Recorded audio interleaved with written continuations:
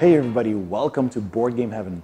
This episode I'm going to talk about Burgle Bros by Tim Fowers, a game illustrated by Ryan Goldsberry. It is a heist game, cooperative. So you're all burglars trying to rob a three-story building, which is actually the box is a three-story building. And you're trying to cooperatively rob the place and go from the ground floor to the first and the second floor in order to escape from the helipad at the top of the building without getting caught by the guards. So let's open up the box, see what's inside. I'll explain how it plays and tell you what I think about it. Burgle Brothers by Fowers Games. I really like this box. It is the three-story building that you're going to rob with your fellow burglars. So that's pretty cool. It's maybe not the most handy box to store in your shelf, but it is pretty cool. So let me think about how I should open this. I'm just gonna try the old-fashioned way. That is to say, the way I do it, and I try to keep the foil on the cover like so. So let me see if that works with this one. Okay, opening the box. There we go. Just put this in. So the lid has an edge here so that you can't close it all the way, so these loose components can stay on top. So that's good. So we have a baggie of wooden components. Let's have a look.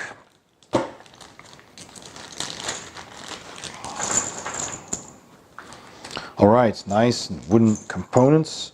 So we have this component, and this is the guard that's gonna patrol the several floors of the building.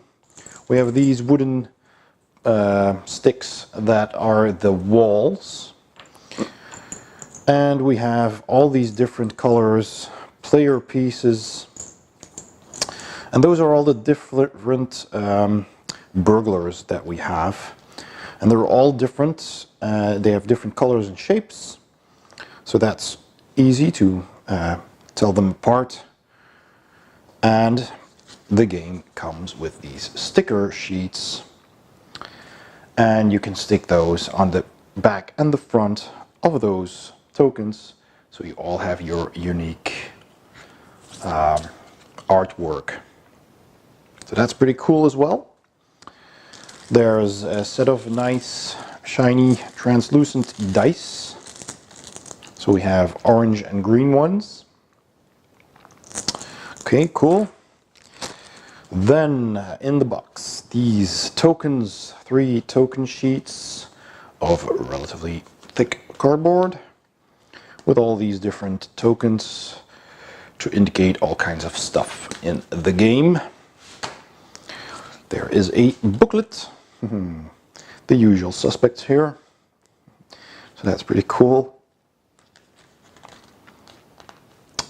And with the rules, here is the setup, the bank job, how you take actions and such. So all the rules are explained here with plenty of illustrations. Alrighty, so quite a bit to read in this envelope. Cool. Everything is very thematic in this game, and I like that. So what else do we have? Let me see. We have these tiles with a little plastic band around them. Let me just take that off. Well, that is actually not that easy. It's a little bit sticky, I think. Okay, there we go. Yeah, it is sticky. There we go. All right. So we have several different tiles that will make out the layout of the floors. All kinds of different rooms, stairs, and well, all kinds of stuff that let your characters do different things or make different things happen. And there's another pile of those here with more rooms. Oh, come on. Just really bad at this. Okay, come on, there. So, an atrium, there's a camera here, a computer room. So, all kinds of detectors here. Fingerprint console, foyer, keypad. So, more of these room tiles. There are several Ziploc baggies included. Yay for those, always handy. And finally, some cards here. Shrink wrapped, so let me just carefully open those up.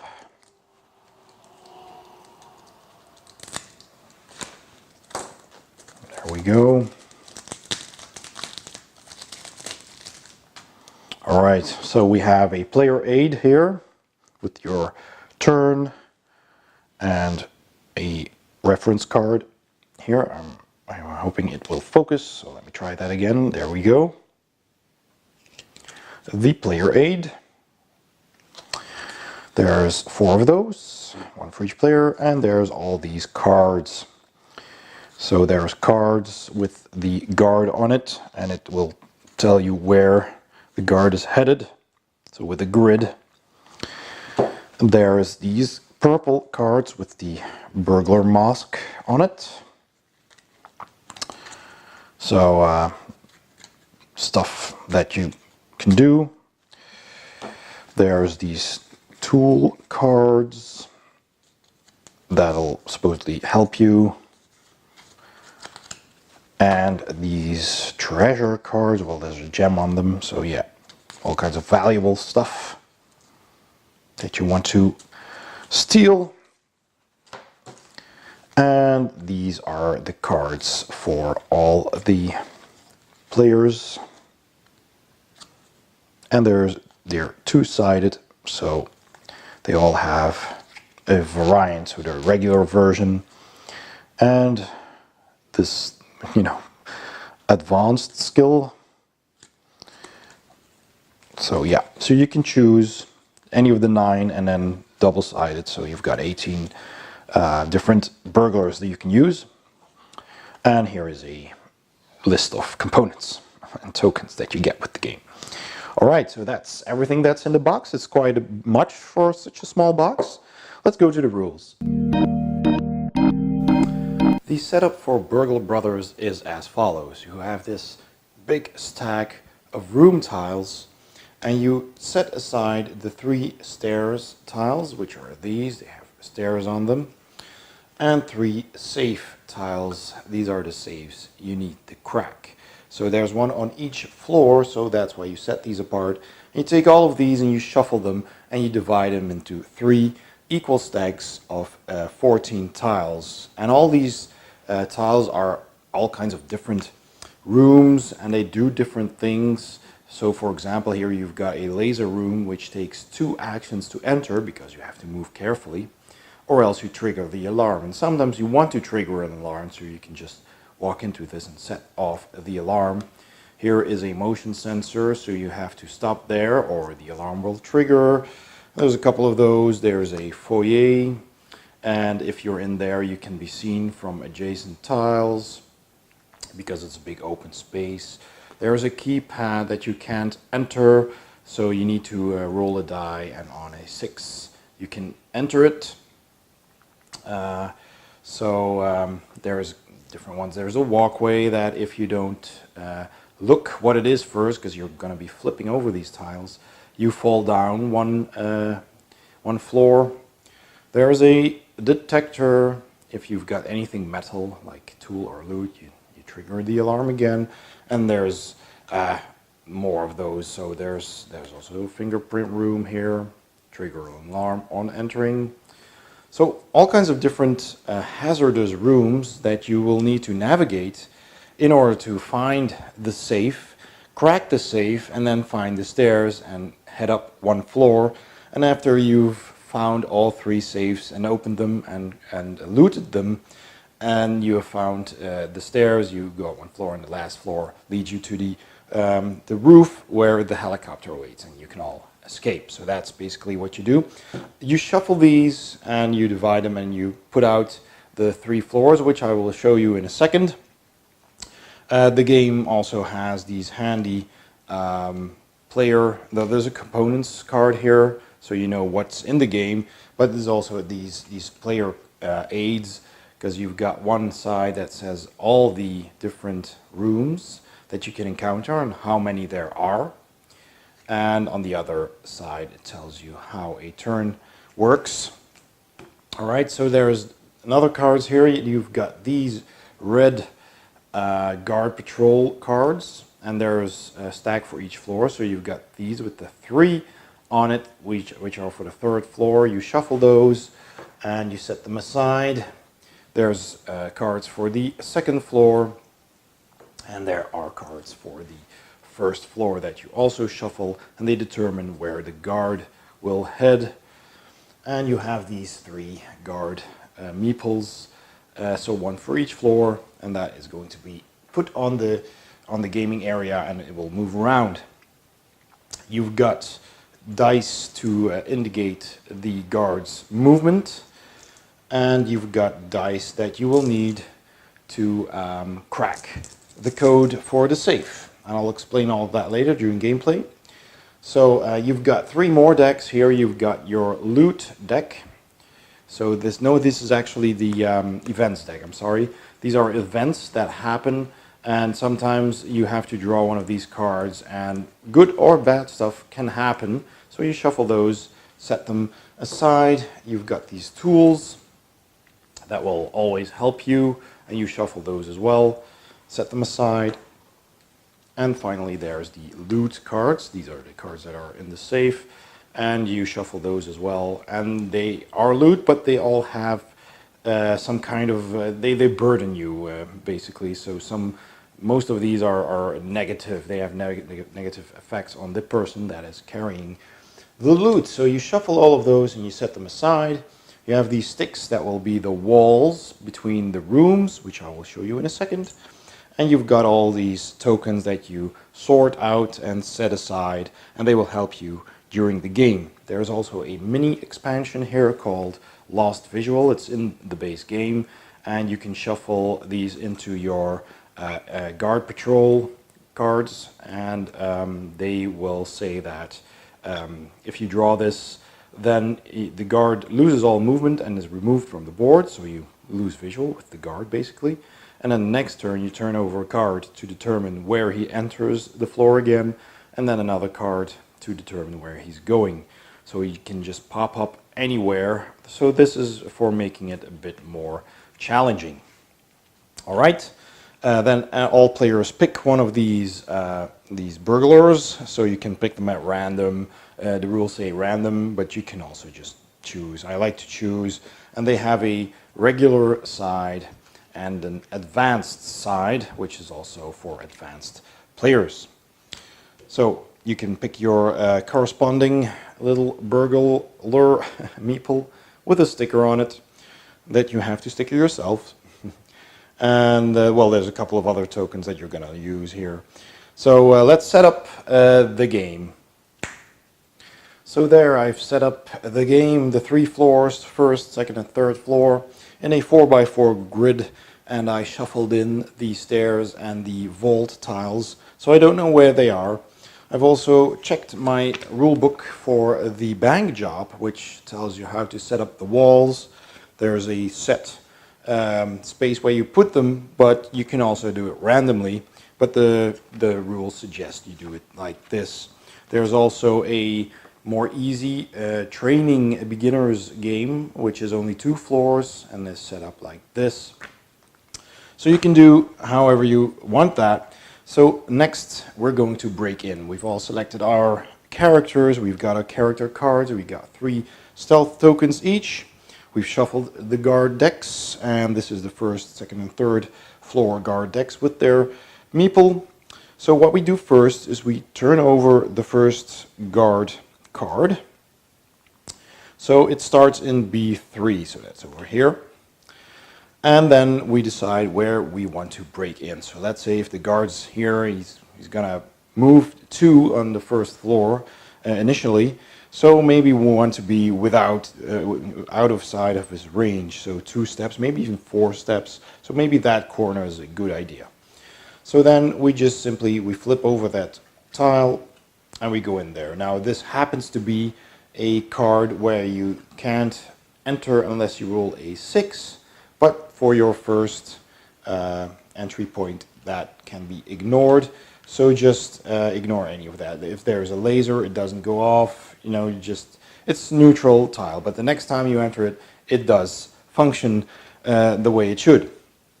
So that's when you break in, and now you reveal the next patrol card, which tells you where the guard will go next. So that's B2, that's over there. So you take the guard's movement die, and the first floor, it's on 2, and you place it there. So you know he's going to move 2 steps towards that spot. And the guard always takes the shortest route, and when he moves to a spot where he can go in 2 directions, and they're equally distant, he goes clockwise. All right, so now basically you can start playing. So the rules are very simple. They're on this card.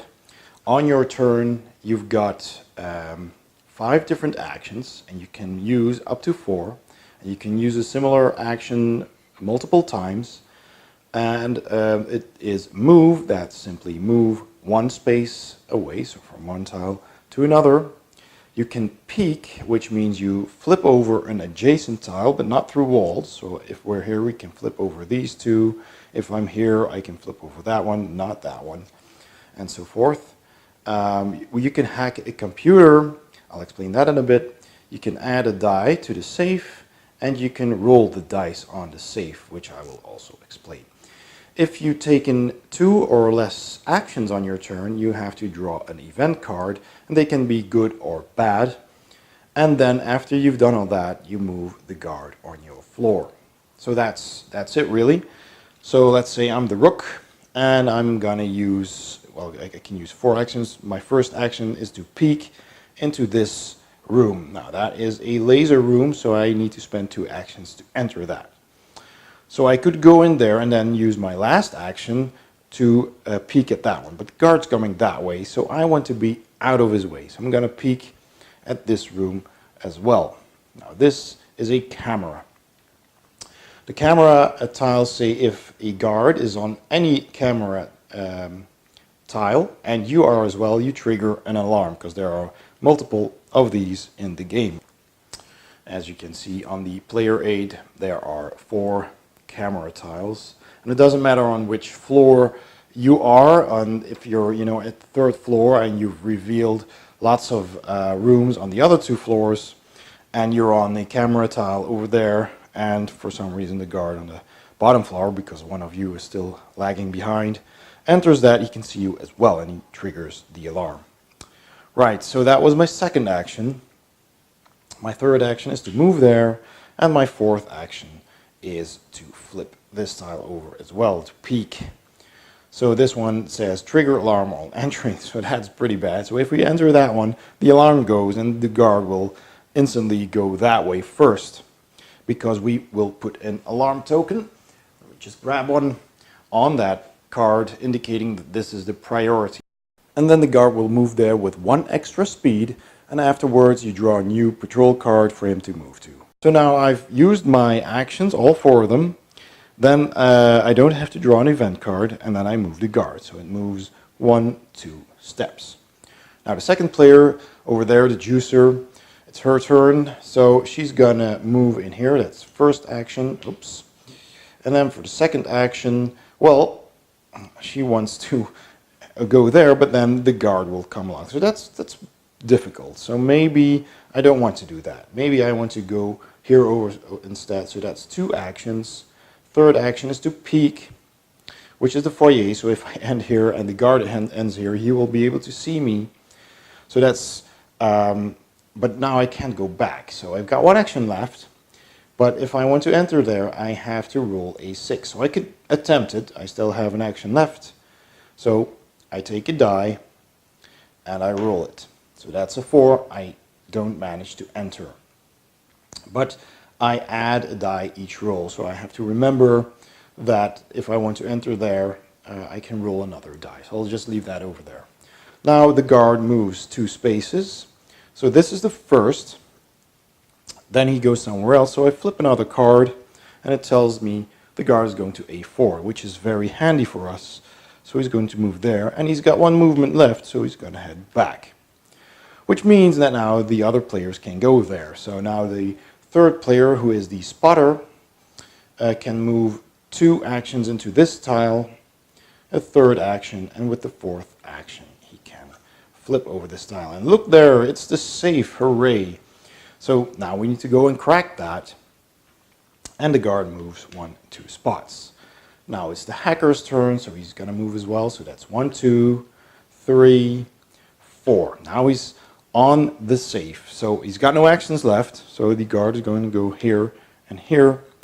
And then we flip over another one, D3. That's this one. We didn't want to go there anyway. So that's a full turn, basically. So what do you do at the safe? To crack the safe, you're going to need to roll dice to crack the code. But you also need to know the code. So the code is on all the tiles that are in the same row and column as the safe. So I need to find out what this is, and these 2 tiles in order to spot the numbers on the bottom right, and that is my code. So I also need to have dice to crack the code, and as you may remember, one of my actions is to add a die to a safe which costs 2 actions. Or I can roll the dice on the safe to try and crack the code. So that basically means, if this person's turn is up, he could spend 2 actions to add a die to the safe. He could spend another 2 actions to add another die, but that would mean the end of his turn. And at any point when somebody else's turn is and he enters that safe as well, they can spend 1 action to roll. Whether all the tiles have been revealed or not, that doesn't matter. And in any case, if I roll a die number that corresponds with the revealed tiles, the revealed rooms, then I can take one of those safe tokens. In this case, the 1 is over there, and I can cover up that number. So I've cracked the first number of the 6-digit code. So this does mean if I reveal a card later that has a 1 on it, I have to roll a 1 again. Had I revealed a card later that had a 1 on it, I'll just reveal them for now, then I could have covered them up both at the same time. You only need to roll the number once to cover up multiple tiles. So as you can see here, we've got 3 6s. So that's good. So if somebody would roll a 6 like that, then I could take 3 of these tokens and just simply cover up all of these, which speeds up the cracking. And I also rolled a 5, so I could have covered up that one as well. Now all I needed was another 2 to be able to crack the code. And when you do, the player who cracks the code of the vault takes 1 tool card and 1 loot card. And you flip them over, and this is the loot. It's a mirror, and in this case it's -1 action while holding. The holder does not trigger laser alarms, so he's too busy admiring him or herself to spend that extra action, so you lose an action. But you can use the mirror to deflect the lasers, so that's pretty handy and very thematic too. And also, in this case, he drew the dynamite, which you can use to destroy a wall, one of those wall pieces, and it does set off an alarm, of course. So that's what you get for opening the vault. And then after that, you need to find the stairs in order to escape. So let's see where those are. So that's going to take a while to find them. So they could be anywhere. Thermo, maybe it's at the guard spot. Yeah, there they are. So you have all these different rooms, and they are completely randomized. So that is what makes the game pretty difficult as well. So this is a tough game. It's not an easy game. So you really need to cooperate, and you really need to talk through what your actions are going to be. So that's how the safe works. And then there's the one thing that I hadn't mentioned yet, and that is hacking a computer. So as you can see, there's also a computer room, and this one says hack laser alarm computer room. That means if one of the players is in here, they can spend an action to put a hack token, which are these nice poison tokens actually, and you can put them on the room. And you can spend as many actions as you can to put more tokens on that room. And anytime somebody would set off an alarm on, in this case, a laser tile, such as this, then you can collectively decide to discard one of those tokens. And it doesn't matter on which floor that happens, you can discard one of the tokens from a computer room to not have the alarm go off. And when an alarm does go off, you put an alarm token on that room. So in this case, perhaps somebody is entering the detector room with something metal, a tool or loot, setting off the alarm. So what happens then is that the guard's original destination gets changed. So he doesn't go there anymore, he goes towards this one. And this token also counts as an extra movement for the guard. So he's on alert, so he's going to move 3. So he's going to move 1, 2, 3 towards that room on his turn, so after a player has finished. So make sure you're out of the way, because if he does enter the room that you are in and he sees you, you have to spend one of these stealth tokens in order to stay hidden. So you've only got 3 of those, so after you've lost your 3rd stealth token, you cannot be seen anymore. And if you are seen, then the game ends, you lose, the guard catches you, and you give up all the Burgle Brothers' names, and the jig's up, you're all arrested, and that's the end of the game. So make sure you to keep holding on to these as long as you can, and try to crack the code, try to get to the stairs, and then when you enter the stairs, you move towards the next room. And you can peek from here to there as well, turning that one over, hopefully not setting off any alarms, and then that's where you start. And you can take these stairs, and I forgot to put one on the entering tile, because this is where we entered, and then you can put one here, because that's where you enter from these stairs, and when you find the stairs there and you go up, you have another token for the 3rd floor. The game also gets increasingly difficult, because each time you actually crack a safe and take the cards, then the movement of the guard increases by 1. So it increases by 1, he's on alert again. And what I also did not mention earlier, when he reaches the destination of an alarm, then you can discard the alarm token and draw a new destination for him to go to. And normally he'd go back to 2 again, but once the safe is cracked, he's at a permanent +1 speed. And that also goes for the levels below. So if I crack the code on the 2nd floor, then the guard on the 1st floor also gets a +1. So, you know, going back there is going to be dangerous if you need to, but usually you're going to try to just move up with your entire party. But sometimes you want to split the party and try to get to the upper floors as fast as you can with others to, you know, to stake out the room, to make out what it is you can encounter, to peek at all the floors. And that means that the guard on your floor is the one that moves. So if you end your turn, then the guard on your floor moves, which can be handy for the people on the other floors. So you spread out the guard's movement, so to speak. The rulebook also has some advanced wall layouts. You can make it easy, medium, or hard. And there's the mini expansion that I mentioned. There's some strategy tips, and there's all the character card references in the booklet as well. The events are all explained. If you're not sure what they do from the description on the card, it's explained more deeply in the rules. The tools are explained as well. The loot is even explained, so that's all the cards. The room tiles are explained, so that's all pretty clear. And there's an advanced scenario as well called Fort Knox, which is a 2 floors, but they're 5 by 5 tiles.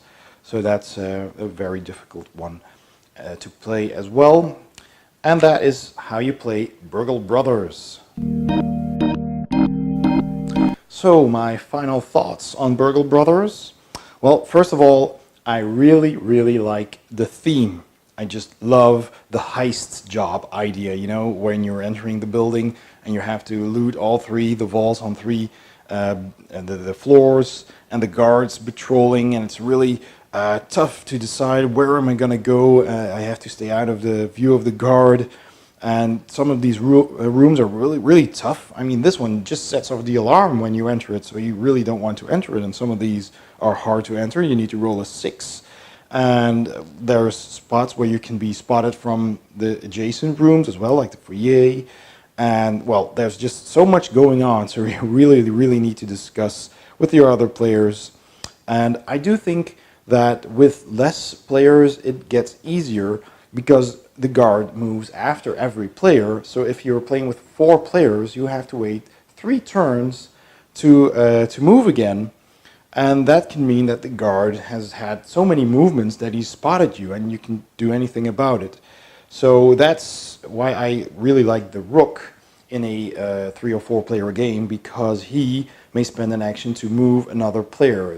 As you can see, each of these characters has a special ability, and you really need to learn how to use these because they will certainly help you. And on the advanced side, it's different. So here it says you may spend your first action to trade places with any player. This does not count as entering the tile for either of you. So that's pretty cool as well. So they all have these, and you know, check what they do and really discuss, and don't forget what you can do, because you need it. This game is very tough. I love the artwork. I love the colorful tiles. I like the way that, you know, basically the art is just black and white, which makes them very clear. But they have these color codes that also make it clear what kind of room they are. So basically, you know, gray and light blue is neutral. Red is always an alarm. The purple is the camera. The yellow, well, this darker yellow, this ochre is the keypad. This is, so, you know, you need to be careful. You need to roll a 6 to enter it, and here you need to be careful when you're in it. So that's light yellow. Purple is the computer room, which matches over here. That's actually lilac, matching these tokens as well. And green is the vault with the green tokens. So that's all very easy to identify. I also like the art of the characters, which is the same on the stickers. And you have stickers for both versions as well, which makes me wish we had a double set of those meeples so I could sticker both on them and use the appropriate pawn. So I hope I can manage to get an extra set of these somehow. They should make you know, them available in their store or something. So that's a tip, Tim Fowers, if you're listening. I'm betting there's multiple people who would like that. I like the dice. They're small, they're translucent, you know, they do the job, they're nice. I already said that I really like the box with all the blueprint artwork on it, and the way that the lid is actually the 3-floor building that I showed you. So there's a lot of positive things about this game. I like the theme, I like the gameplay, I like the cooperativeness of it, that you're really discussing what to do. And it is a fun game. There's one thing though, it is also very random. It's completely random.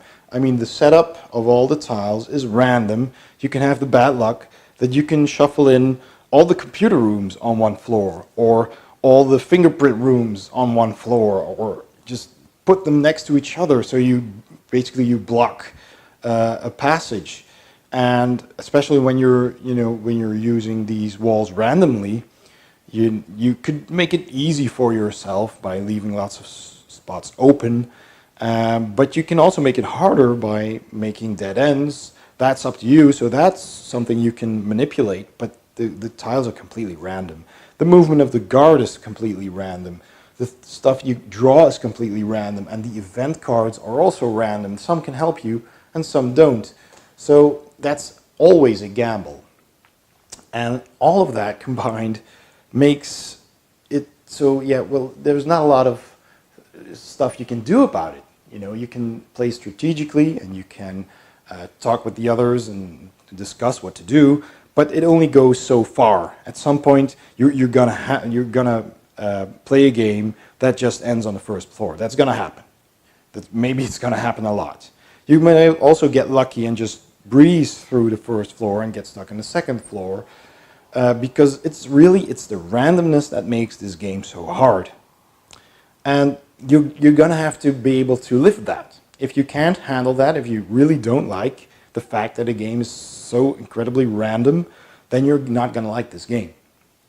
Personally, I do. I do not mind. I do not mind setting up this game because it takes a while to set up the game, and then you start playing, and it could be over in 15 minutes if you're taking your turns fast, which they're not hard. The rules are easy, so you're gonna just use up your 4 actions and play very fast. So there's a little downtime, so that's good. Little downtime is always good, and you can discuss and you can help the other players. So you're constantly involved in the game, which is a pre as well.